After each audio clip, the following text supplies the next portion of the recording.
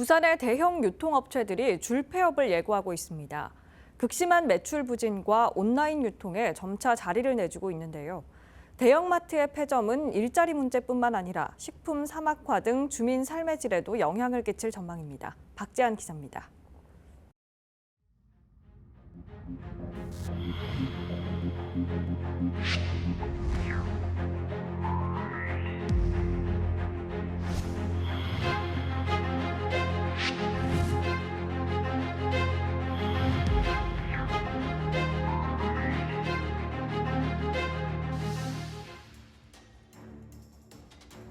부산의 중심가 중에 중심가라고 불리는 서면입니다.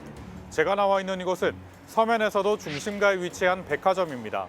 부산 시민의 만남의 장소라고 불릴 만큼 오랜 시간 자리한 상업시설입니다. 하지만 이 백화점은 개점한 지 9년 만인 2024년 5월에 폐점을 앞두고 있습니다. 건물주인 건설사와의 재계약이 이루어지지 않은 겁니다. 서면에 위치한 대형마트입니다. 20년이 넘게 영업을 이어왔지만 이곳 역시 2024년 2월 폐점을 결정했습니다. 2020년부터 2024년까지 부산에서 문을 닫거나 닫을 예정인 대형 유통업체는 모두 6곳입니다. 이렇게 부산의 유통업체들이 잇따라 폐점하는 이유는 무엇일까? 오프라인 매장에 대한 인기가 떨어져서 결국은 현재의 영업 형태가 유지될 수 없었기 때문에 새로운 변화를 모색하는 과정이 그 이유라고 볼 수 있겠고요. 그 상업시설이 점차 줄어드는 과정 속에서 주상복합이다라고 하는 새로운 공간적 범위에 해당되는 건물이 들어선 것들이 말 그대로 대세이다 보니까는 보통 대형 상업시설이 자리한 부지는 교통의 요충지로 접근성이 좋은 알짜배기 입지로 알려져 있습니다. 상업시설을 폐점하고 난 후에 건설사는 이 부지를 주상복합과 같은 주택 용도로 개발합니다.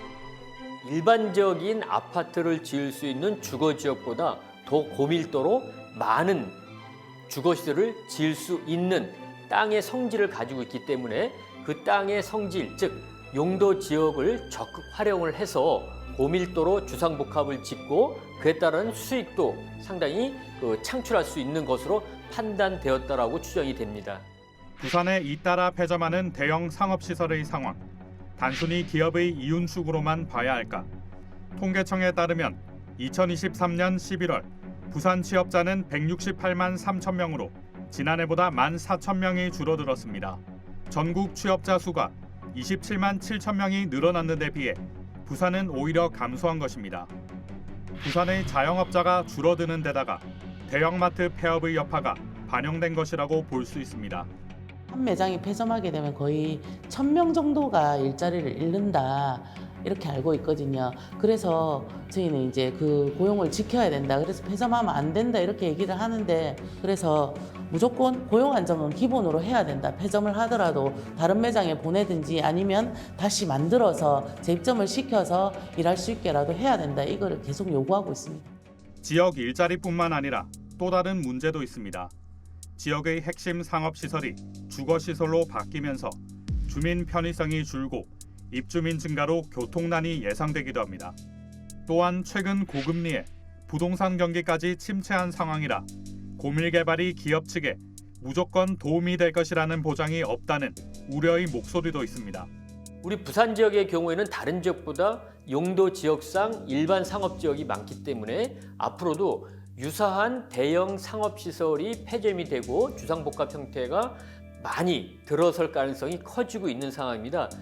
인허가 단계에서부터 사업자 측과 많은 협상과 협의를 통해서 원활한 사업이 되면서도 사회적 비용 문제가 발생되지 않을 수 있도록 계획 후 허가를 내주고 시행 후 사업이 마무리돼야 할 것으로 생각이 들고 있습니다.